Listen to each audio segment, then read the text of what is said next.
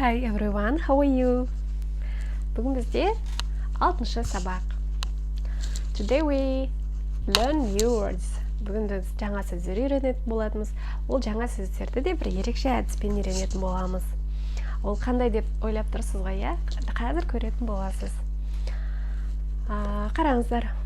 Бұл шампунь, иә? Көріп тұрғандарыңыздай, бұл шампунь. Шампунь атауын қарасаңыздар, не деп жазылып тұр? Clear деп жазылып тұр. Clear. Clear деген қандай мағына білдіреді деп ойлайсыздар? Clear деген ол таза деген сөз. Яғни бұл шампуньның атауы таза. Астын қарасаңыздар, man деп тұр.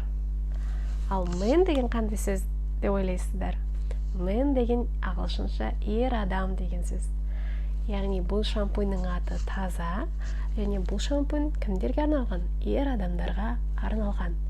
Яғни man деген сөзді көрсеңіздер, заттың сыртында кез келген, ол ер адамға арналған деген сөз. Таза шампуньмен таныс болыңыздар. Clear, таза.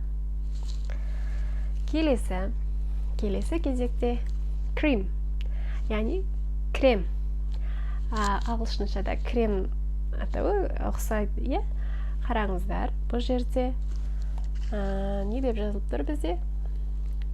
Hand cream деп жазылып тұр, иә? Hand дегеніміз бізде ол қол деген сөз. Hand. Яғни қолға арналған крем. Бұл крем hand деп тұрса, яғни қолға арналған, face деп тұрса, бетке арналған, body деп тұрса, денеге арналған деген сөз. Бұл қарапайым заттармен ағылшынды үйрену. Келесі. Бұл бізде зубный паста. Тіс деген жалпы түз, паста дегенде paste дейміз, toothpaste. Яғни бұның атауына мән берейік.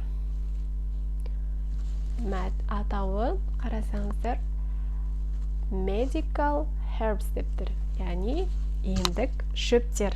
Яғни бұл зубный паста емдік шөптерден жасалған деген сөз. Medical herbs емдік шөптер. Hand cream қолға арналған крем. Clear man таза ерлерге арналған шампунь. Келесі салфетка, влажная салфетка. Wet wipes деп аталады. Wet деген влажный, wipes деген салфетка. Бұл жерге кімге арналған? Қарасаңыздар, baby деп тұр. Baby, дұрыс таптыңыз, балаларға арналған. Baby дегеніміз бала деген сөз. Яғни осындай әдіспен ағылшын тілін үйрену сізге қызық болса, видеоны соңына дейін көріңіз. Wash and go. Яғни wash, жу, go деген жүру деген сөз. Яғни жуда жүре бер деген сөз. Келесі vanish. Vanish деген яғни жоқ қылу деген сөз. Яғни дақтардың бәрі жоқ болады деген мағына ғой. Келесі head and shoulders. Жалпы head деген бас, және иықтар, shoulders деген иықтар, бас және иықтар деген шампунь.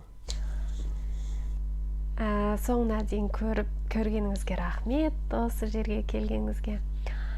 Жалпы каналға тіркеліп, лайк басып, комментарий қалдыра отырыңыздар. Мен өте қуанышты болар едім.